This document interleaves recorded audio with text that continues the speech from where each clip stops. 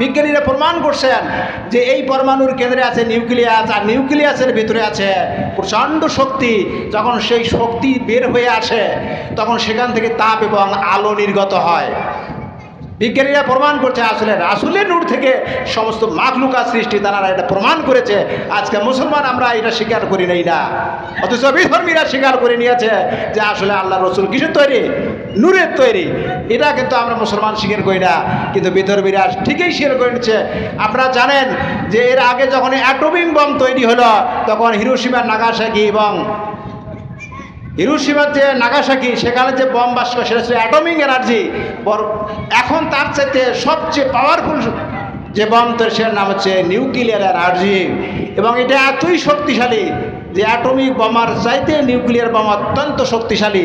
তাহলে এই শক্তি কোত্থেকে এলো? বস্তুর মধ্যে প্রচণ্ড যে শক্তি আছে সেই শক্তি বিজ্ঞানীরা বের করে কাজে লাগাচ্ছে। এটা হলো মহাশক্তি। আল্লাহ বলছে ইন্নাল্লাহা আলা কুল্লি শাইইন কাদির, আমার যে কুদরতি শক্তি এটা প্রতিটা বস্তুকে নিয়ন্ত্রণ করে। আজকে যদি আমরা একটা লাইসেন্স করি 10 বছর, যদি একটা সার্টিফিকেট করি 60 বছর মেয়াদ শেষ হয়ে যায়, আল্লাহ রসুল সাল্লাল্লাহু আলাইহি ওয়াসাল্লাম বললেন তোমাদের ইমানেরও একটা মেয়াদ আছে। সেটা মেয়াদ কি? ইমানের মেয়াদ আপনারা শুনছেন? আপনারা আজ পর্যন্ত মনে হয় কেউ শোনেন নাই যে আসলে ইমানেরও মেয়াদ আছে। ইমানের মেয়াদ কতদিন? তোমরা তোমাদের ইমানকে সংস্কার করো, নবায়ন করো। আল্লাহ রসুলকে জিজ্ঞাসা করলেন কাইফা নুজাদ্দিদু ইমানা, হে রসুল বলে দাও আমরা কিভাবে ইমানের নবায়ন করব, ইমান কিভাবে আমরা সংস্কার করব? কলা রাসূলুল্লাহ সাল্লাল্লাহু আলাইহি ওয়াসাল্লাম আকসিরু মিন কওলি লা ইলাহা ইল্লাল্লাহ, তোমরা বেশি বেশি করে লা ইলাহা ইল্লাল্লাহ জপো, তেলাওয়াত করো বেশি বেশি করে। কারণ আমরা কিন্তু এই আয়াতের সাক্ষী দিয়া, তাওহীদের এই বাণী, এই কলেমার সাক্ষী দিয়ে আমরা কিন্তু ঈমান নিয়ে যাচ্ছি। আমরা যখন মুসলমান হচ্ছি তখন আমরা কিন্তু এই কলেমার সাক্ষীতে আমি স্বীকার করিতেছি লা ইলাহা ইল্লাল্লাহ। আমি শেষ করে দেব, আর দেরি করবো না। অনেক বক্তা আছে, আমি আপনাদের কাছে দোয়া প্রার্থী। আমি কোনো বক্তা না, কোনো আলেম না। আমি সাধ্যপুর সরকারি কলেজের একজন ইংরেজি শিক্ষক। দিন চর্চা করে দিনের খেদমত করতে চাই। আপনারা যারা এখানে উপস্থিত আছেন, যদি কোথাও মাহফিল করেন আমাকে ডাকবেন, পয়সা লাগবে না। আমি বিনা পয়সায় ওয়াজ করে দিয়ে আসবো, কোনো পয়সার দরকার নাই।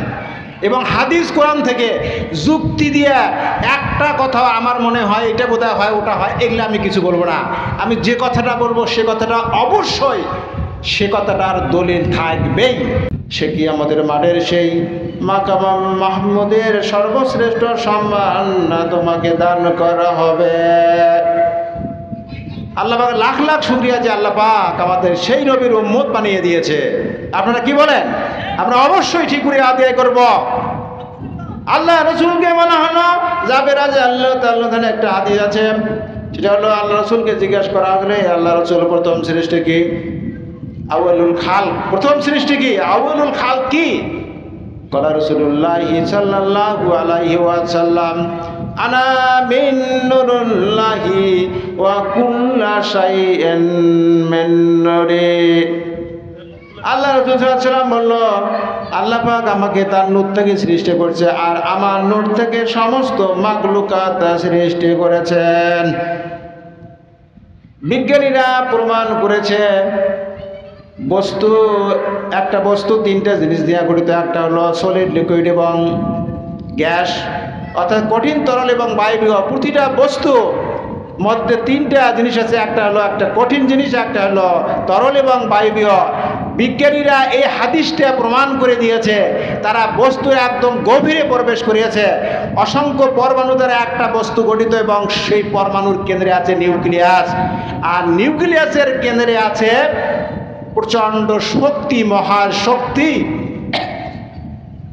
আন্নাল কুওয়াতা লিল্লাহি জামিয়া।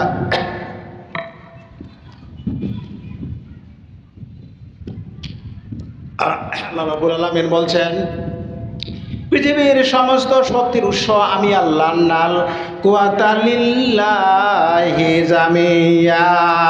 বিজ্ঞানীরা প্রমাণ করছেন যে এই পরমাণুর কেন্দ্রে আছে নিউক্লিয়াস, আর নিউক্লিয়াসের ভিতরে আছে প্রচণ্ড শক্তি। যখন সেই শক্তি বের হয়ে আসে তখন সেখান থেকে তাপ এবং আলো নির্গত হয়। বিজ্ঞানীরা প্রমাণ করছে আসলে রাসূলের নূর থেকে সমস্ত মাখলুকাত সৃষ্টি, তারা এটা প্রমাণ করেছে। আজকে মুসলমান আমরা এটা স্বীকার করি নাই না, অথচ বিধর্মীরা স্বীকার করে নিয়েছে যে আসলে আল্লাহ রসুল কিসের তৈরি? নূরের তৈরি। এটা কিন্তু আমরা মুসলমান স্বীকার করি না, কিন্তু বিধর্মীরা ঠিকই স্বীকার করে নিচ্ছে।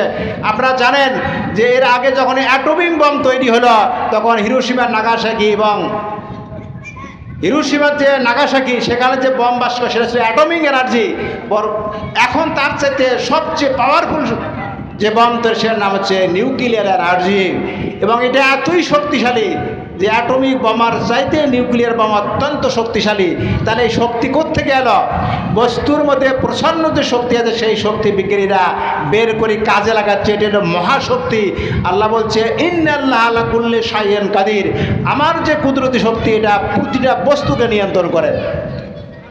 সম্মানিত উপস্থিতি, আল্লাহ রসুল সাল্লাল্লাহু আলাইহি সাল্লাম আর একদিকে আমি একটু প্রসঙ্গ করে যাচ্ছি।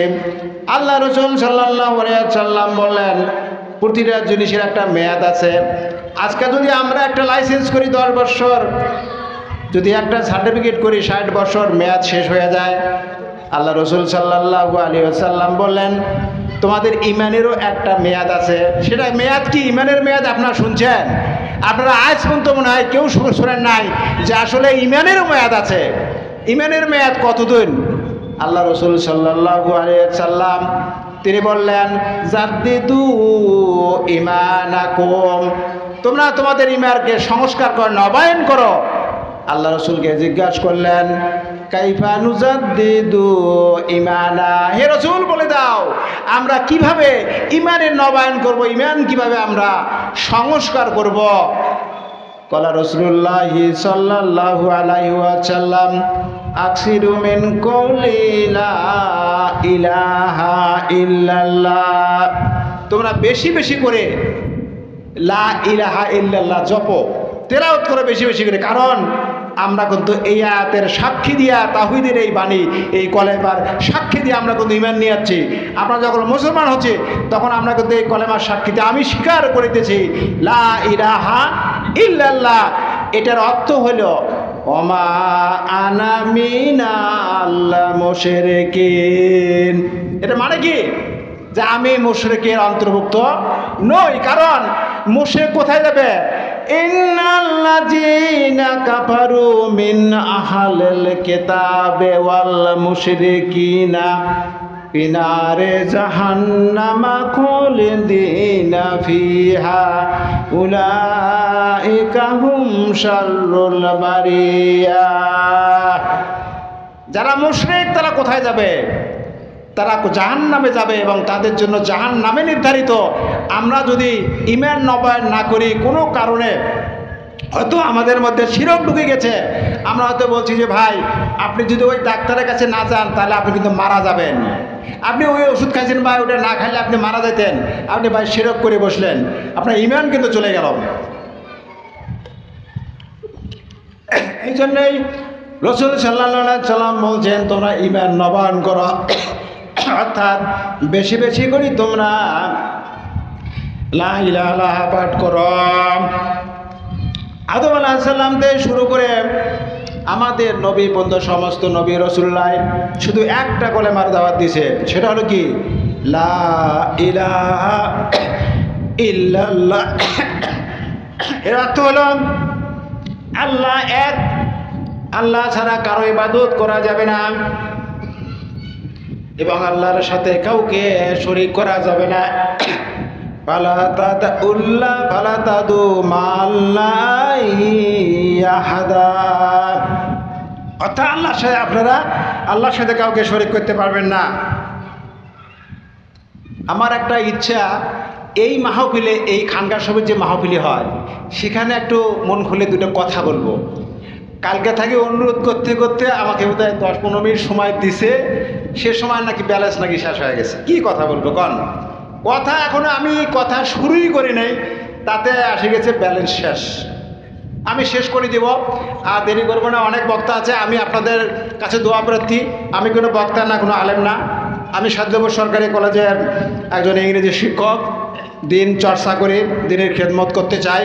আপনারা যেখানে যারা এখানে উপস্থিত আছেন যদি কোথাও মাহফিল করেন আমাকে ডাকবেন, পয়সা লাগবে না, আমি বিনা পয়সায় ওয়াজ করে দিয়ে আসবো, কোনো পয়সার দরকার নাই। এবং হাদিস কোরআন থেকে যুক্তি দিয়ে একটা কথা আমার মনে হয় এটা বোধহয় হয় ওটা হয়, এগুলো আমি কিছু বলবো না। আমি যে কথাটা বলবো সে কথাটা অবশ্যই সে কথাটার দলিল থাকবেই।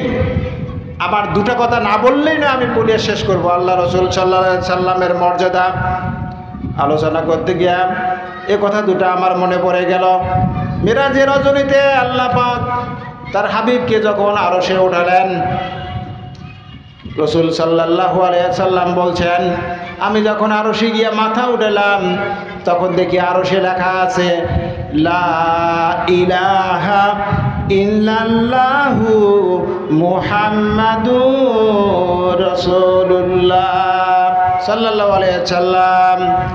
ইন্নী রাআইতু মাকতুবান আলাল আরশ, ইন্নী রাআইতু মাকতুবান আলাল আরশ লা ইলাহা ইল্লাল্লাহু মুহাম্মাদুর রাসূলুল্লাহ সাল্লাল্লাহু আলাইহি